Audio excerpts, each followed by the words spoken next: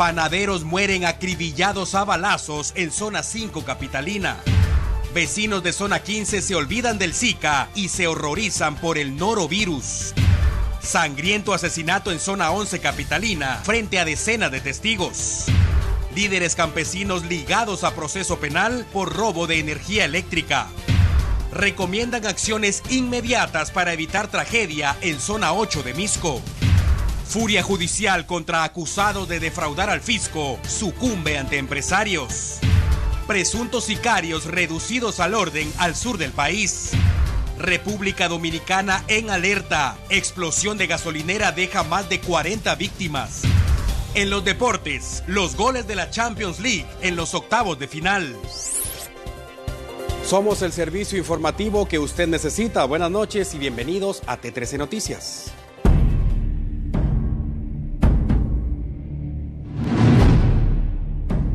Iniciamos con la cobertura. El pan diario en nuestro país, aunque cueste aceptarlo, son los hechos sangrientos. Al menos 15 personas son asesinadas a tiros cada 24 horas y entre las víctimas, esta noche hay 2 panaderos.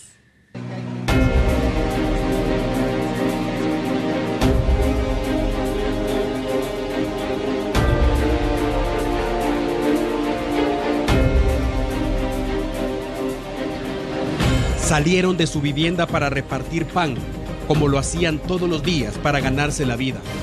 Pero olvidaron que en Guatemala, el pan diario son los hechos sangrientos. El atentado ocurrió aproximadamente a las 7 de la mañana con 15 minutos, según el reporte de los bomberos municipales, que enviaron varias unidades a la 34 Avenida y 30 Calle de la zona 5 capitalina.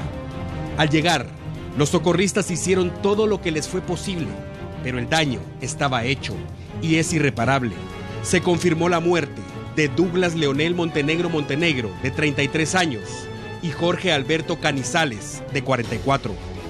Los dos viajaban en una panel que utilizaban para repartir pan en el sector. Según versión de testigos, el ataque, una vez más, fue perpetrado por hombres en motocicleta, que esperaron el momento perfecto para ejecutar el doble asesinato. Los primeros disparos no fueron certeros.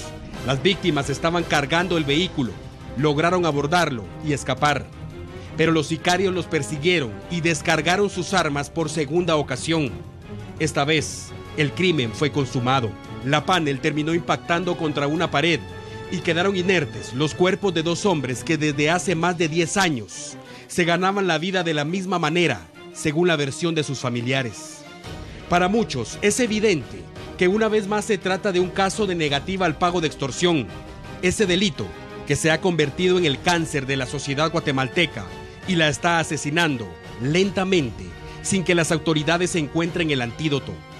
Esta noche, 2 familias están de luto, 2 corazones dejaron de latir, 2 sueños se convirtieron en pesadilla, 2 padres, tal vez 2 hermanos, 2 hijos, 2 amigos, descansan en un ataúd y un país sigue padeciendo los embates de la violencia.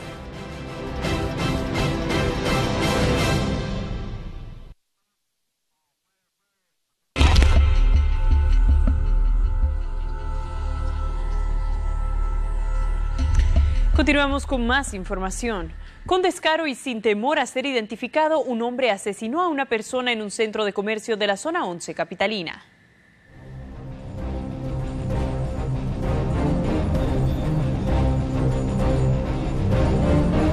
Ante la mirada de varias personas, un hombre que únicamente era conocido como el Gordo fue degollado esta mañana, específicamente en la Segunda Avenida y Segunda Calle de la zona 11 capitalina, inmediaciones del mercado El Guarda. Testigos relataron que un hombre tomó por la espalda a la víctima y le insertó un cuchillo en el cuello. De inmediato fueron alertados los socorristas para que atendieran la emergencia, pero la pérdida de sangre le provocó la muerte rápidamente. Algunos comerciantes que prefirieron no identificarse indicaron que el sujeto recurrentemente se veía involucrado en robos y asaltos, además de tener un serio problema con las drogas. Las autoridades iniciaron con la investigación para lograr identificar al responsable del hecho. El cadáver fue trasladado al INASIF como XX a la espera que familiares o amigos lo identifiquen y reclamen. En otro tema, la Procuraduría de los Derechos Humanos trata de evitar que a la red hospitalaria llegue medicina vencida. después de la polémica desatada por el hallazgo de medicinas vencidas distribuidas en la red hospitalaria como parte de las donaciones que recibe el gobierno de Jimmy Morales. La Procuraduría de los Derechos Humanos se ha convertido en garante para evitar poner en riesgo la salud de los guatemaltecos. Los delegados de la PDH verifican la calidad y fecha de vencimiento de las medicinas que permanecen en bodegas de la base militar Mariscal Zavala y algunos centros asistenciales. Según el magistrado de conciencia, ahora se pretende solicitar el apoyo de la Contraloría General de Cuentas. He hablado de una comisión para esta supervisión y esa es la información que estamos pidiendo y estamos a la espera que el Ministerio nos responda.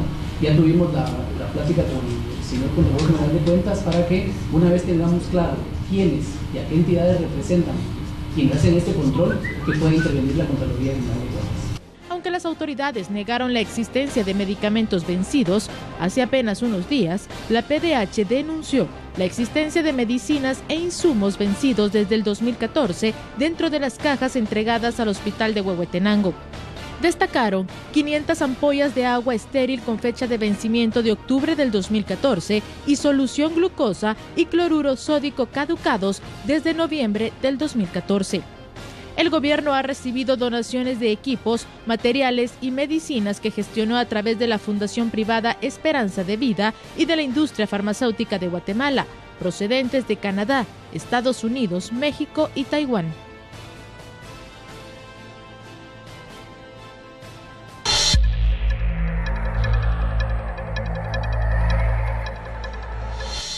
Vecinos de la zona 15 capitalina han dejado de preocuparse por el Zika y han devuelto su atención ahora al agua contaminada. Las autoridades confirman 6 casos del llamado norovirus. Después de generarse alarma en la zona 15 capitalina por posible contaminación del agua potable, el Ministerio de Salud confirmó el contagio del norovirus en 6 pacientes que son atendidos en un centro asistencial privado. Las autoridades sanitarias hacen un llamado a los guatemaltecos a extremar las medidas de prevención para evitar un contagio y acudir a un centro asistencial si presenta alguno de los siguientes síntomas. La facilidad de su transmisión es fecal-oral, eso significa de que fácilmente uno puede ingerir partículas de este virus y ya desencadenar la enfermedad. Por ejemplo, si un niño con esta infección empieza con síntomas de náuseas, vómitos, diarrea, entonces fácilmente uno puede adquirir esta infección a través del contacto con estos fluidos. El contacto con los fluidos corporales del paciente infectado podría provocar que una persona desarrolle la enfermedad. Lo importante es la prevención, que como siempre lo recalcamos nosotros con el lavado de manos. Cuando alguien empieza con este tipo de síntomas, usar desinfectantes o tratar la manera de siempre antes de manipular alimentos, pues siempre lavado de manos antes de esto. Por otra parte, según la Procuradora de la Nación, existen pactos colectivos que benefician al sector laboral del país, pero a cambio de perjudicar al Estado. La Procuraduría General de la Nación continúa el análisis de al menos 14 pactos colectivos con indicios de ser lesivos para el Estado de Guatemala. La procuradora María Eugenia Villagrán externó su preocupación en la manera que se realizaron los mismos, ya que la mayoría no cuenta con un dictamen técnico de finanzas públicas ni de la Oficina Nacional del Servicio Civil. Además, se han recibido solicitudes de algunos jefes ediles para que sean analizados los pactos colectivos en sus jurisdicciones. Tienen que contar previamente a que se suscriba un pacto con un dictamen de la Dirección Técnica del Presupuesto y en otros casos también con el dictamen de la Oficina Nacional del Servicio Civil. La PGN presentará varias denuncias penales en contra de quienes autorizaron y crearon la mayoría de estos pactos colectivos, entre ellos la exdirectora del Registro Nacional de la Propiedad, Anabela de León, quien según la procuradora aprobó el pacto colectivo sin cumplir con las normativas. En este mismo tema se habla de la posibilidad de renegociar el pacto colectivo firmado por sindicalistas del Congreso de la República. La Comisión Negociadora del Pacto Colectivo del Palacio Legislativo y representantes del Sindicato de Trabajadores del Congreso de la República anunciaron una renegociación al convenio acordado con los sindicalistas, de manera que no perjudique los intereses del Estado guatemalteco. La mesa de diálogo tendrá un mes para plantear nuevamente los beneficios que podrán obtener los trabajadores del Congreso y poder firmar un pacto colectivo que no sea lesivo para el Estado. A pesar del anuncio, Aún se desconoce si se mantendrán los beneficios que han adquirido hasta el momento los trabajadores o si serán cancelados.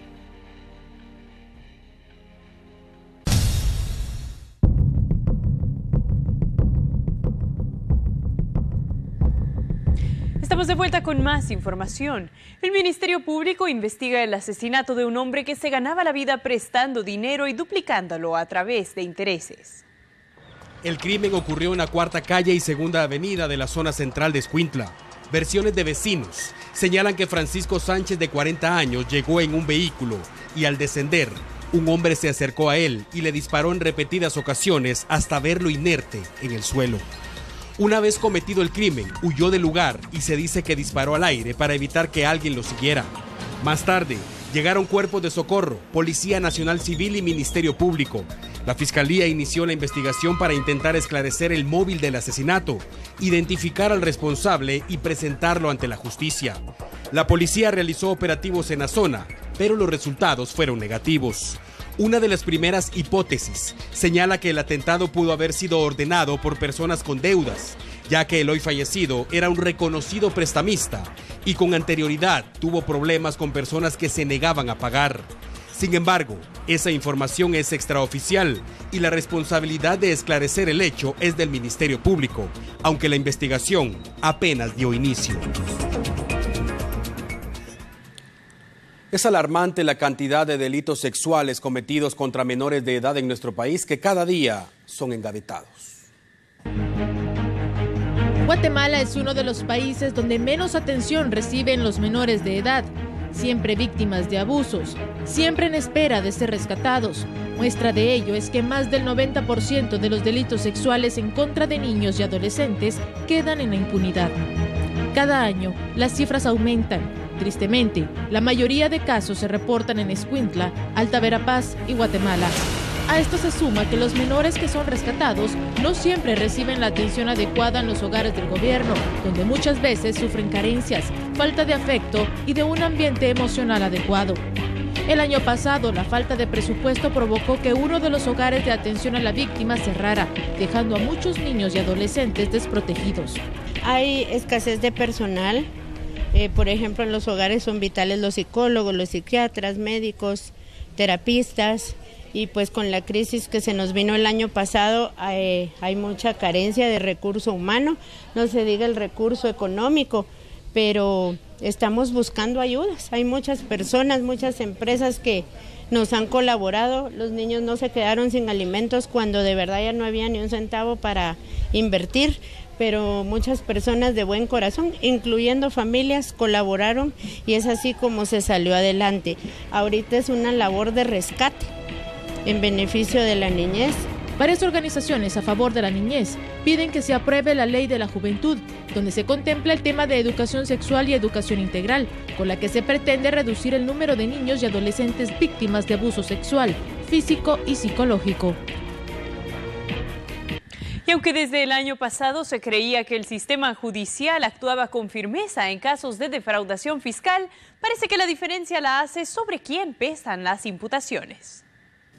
La audiencia de primera declaración contra los 9 trabajadores de la Superintendencia de Administración Tributaria SAT y 12 personas más, entre ellos varios abogados y representantes de una empresa privada, se retrasó esta mañana en el Juzgado B de Mayor Riesgo. La razón por la cual la diligencia no pudo avanzar fue por la entrega voluntaria ante las autoridades de Ariel de Jesús Guerra Castillo, intendente de fiscalización, y Frank Manuel Trujillo, abogado defensor y hermano del exmagistrado suplente de la Corte de Constitucionalidad Héctor Trujillo, vinculado en actos de corrupción de la FIFA. Ambos solicitaron al juez contralor del caso revocar las órdenes de captura giradas contra ellos, al presentarse de manera voluntaria ante el juzgado para resolver su situación legal.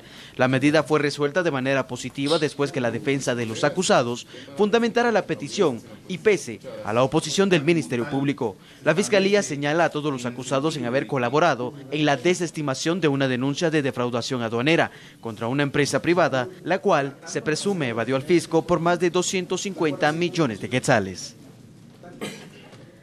Continuamos con temas judiciales, pero ahora vamos al interior de la República. Acusados de robo de energía eléctrica, líderes comunitarios de Huehuetenango fueron ligados a proceso penal.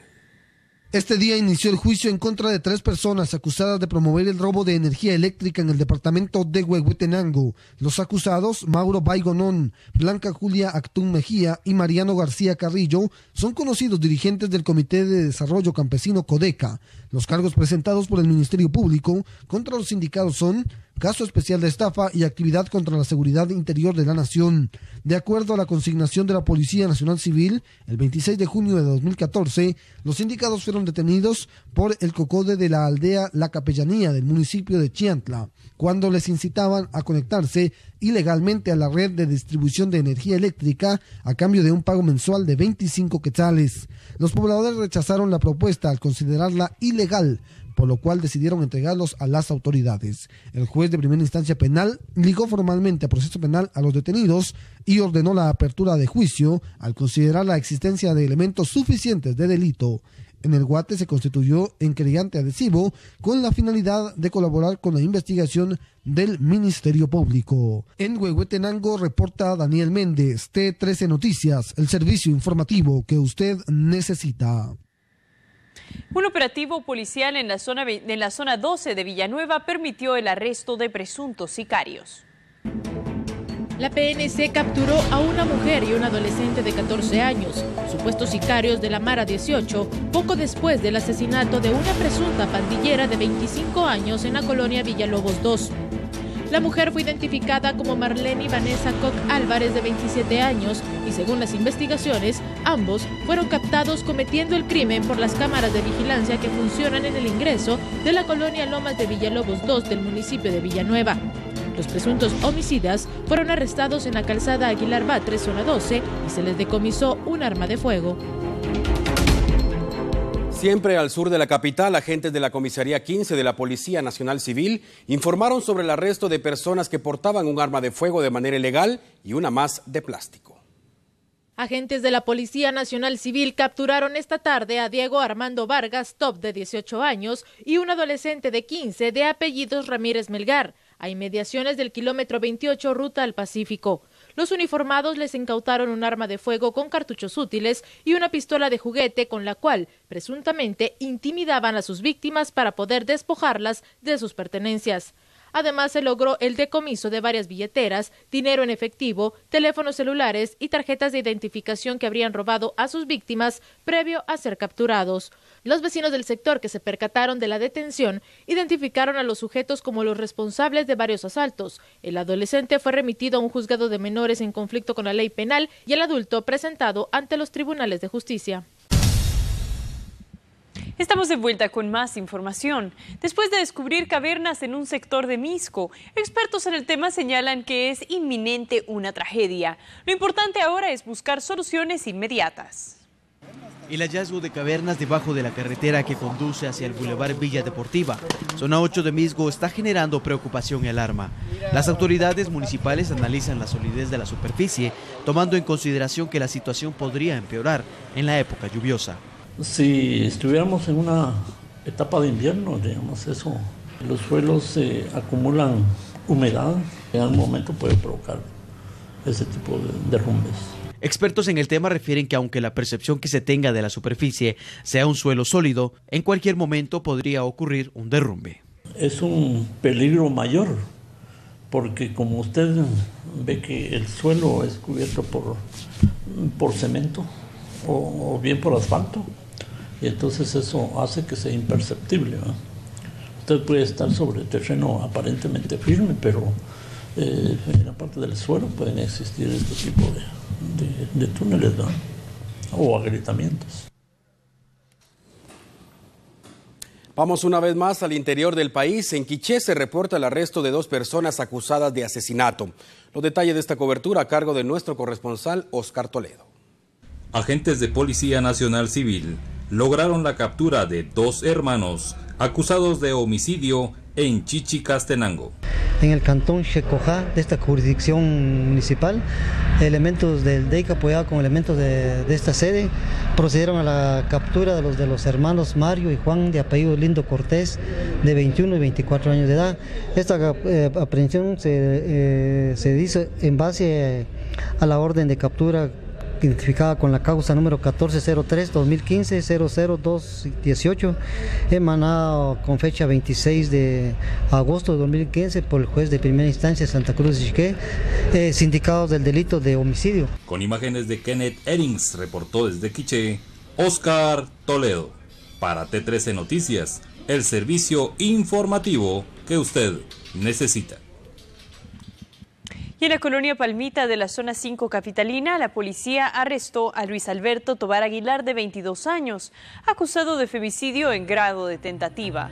Existe también una denuncia donde una mujer asegura que este hombre la golpeó con una piedra el pasado 16 de enero por negarse a tener relaciones sexuales. La denuncia debe ser investigada y en caso se le dé valor probatorio, Alberto Tobar podría ser enviado a un juicio de manera tribunal por el femicidio y otras formas de violencia contra la mujer.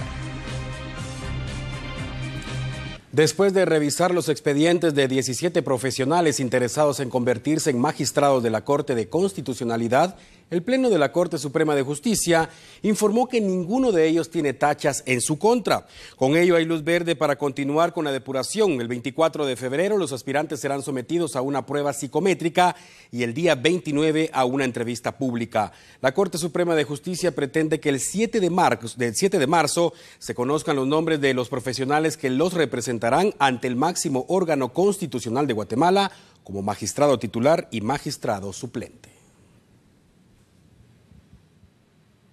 Y en el Palacio Legislativo se habla de una ley que sancionaría drásticamente a los dueños de centros educativos privados que violen los derechos de los estudiantes y padres de familia. Diariamente se reportan hasta 5 denuncias en contra de centros educativos por diversas causas. Padres de familia cansados de cobros excesivos han denunciado ante la DIACO y la PDH las irregularidades que sufren durante el ciclo escolar. Esta situación impulsó que en el Congreso de la República se presente una iniciativa de ley que regule las supuestas irregularidades de las que son víctimas padres de familia. Para esta ley, los parlamentarios indicaron que es necesario la intervención de la Contraloría General de Cuentas, la Superintendencia de Administración Tributaria SAT, PDH y la DIACO. En la iniciativa se contemplan sanciones a los centros educativos que incurran en anomalías y cobros excesivos, que van desde multas de 20,000 quetzales, suspensión temporal del establecimiento o la cancelación de la matrícula educativa y cierre de la institución. Cuerpos de socorro trabajaron durante varias horas para rescatar a una persona del fondo de un barranco. Lamentablemente, más tarde se confirmó su deceso en un hospital de Quiché. Un angustioso rescate realizaron bomberos voluntarios en el fondo de un barranco ubicado al final de la zona 6 de Santa Cruz del Quiché, donde fue localizado un hombre en estado crítico. A pesar del esfuerzo de socorristas, el hombre falleció a su ingreso al hospital regional, siendo identificado como Cándido Chávez Zapeta, de 43 años.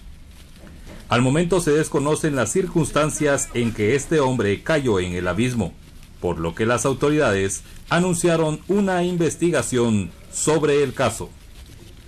Con imágenes de Kenneth Erings, reportó desde Quiché, Oscar Toledo. Para T13 Noticias, el sistema informativo que usted necesita. Otro tema, los informes de labores del magistrado de conciencia en el Congreso de la República señalan que en Guatemala se siguen violentando los derechos fundamentales de los pueblos indígenas. Después de varios años, el Procurador de los Derechos Humanos presentó su informe de labores 2015 al hemiciclo parlamentario.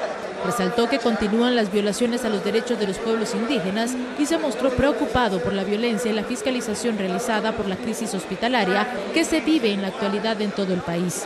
Como procurador, sigo con el compromiso de seguir denunciando, como lo hemos hecho con medicamentos, con asesinatos, con el tema de seguridad alimentaria, pero esperamos políticas públicas serias. El tema de la conflictividad también es parte importante del informe. Un país con muchísimos problemas aún no resueltos y es importante darle solución. No solo convocar a mesas que al final de cuentas quizás no dan la solución, y se los digo con conocimiento de causa. Estamos presentes en todos los conflictos, mediando, intentando lograr soluciones. Representantes del cuerpo diplomático y los 48 cantones de Totonicapán estuvieron presentes durante el informe, que no estuvo exento de la crítica de algunos diputados. La mayoría de diputados indicaron que el procurador de los derechos humanos no debe ser un funcionario de escritorio y debe salir al campo a fiscalizar personalmente los problemas que se viven en el país y para ayudar a la resolución de conflictos. Tiene que fiscalizar, pero no solamente de la fiscalización y dar la queja, no. Aquí todos los guatemaltecos, incluyendo el procurador, incluyendo el presidente, incluyendo todo el mundo, tenemos que ver cómo resolvemos estas situaciones. Y es ahí darle ese seguimiento y pues buscar las fórmulas adecuadas para que esto ya pues empiece a calmarse en Guatemala, sobre todo el tema de la violencia, ¿verdad? Eso de veras hace una zozobra, una angustia entre todos los guatemaltecos que de alguna forma no están tranquilos, y ese es un derecho humano que nos debieran de proteger, en este caso el Estado. Y es ahí en donde él tiene que actuar más, o sea, debe de ser más definido, debe de ser más concreto. Y repito, no solamente es dar un diagnóstico, si el diagnóstico ya lo tenemos todos, ya sabemos cómo estamos. Para algunas parlamentarias, el funcionario solo presenta resultados, pero considera los politiza.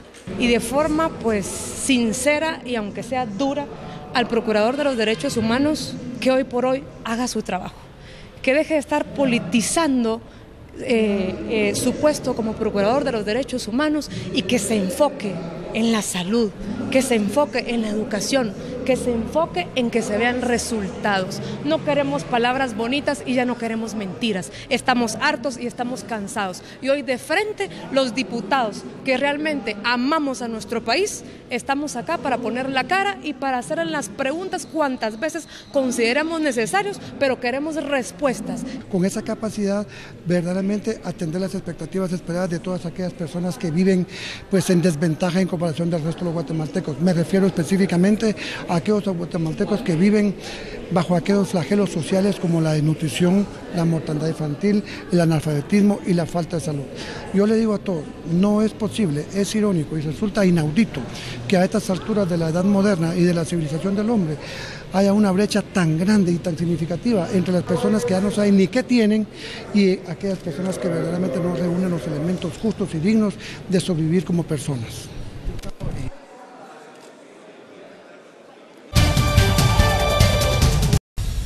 Somos parte de la red de noticias Alba Visión. Llegamos a los 22 departamentos, Estados Unidos y Canadá, gracias al impacto de la televisión guatemalteca. Hasta mañana y buenas noches. Buenas noches.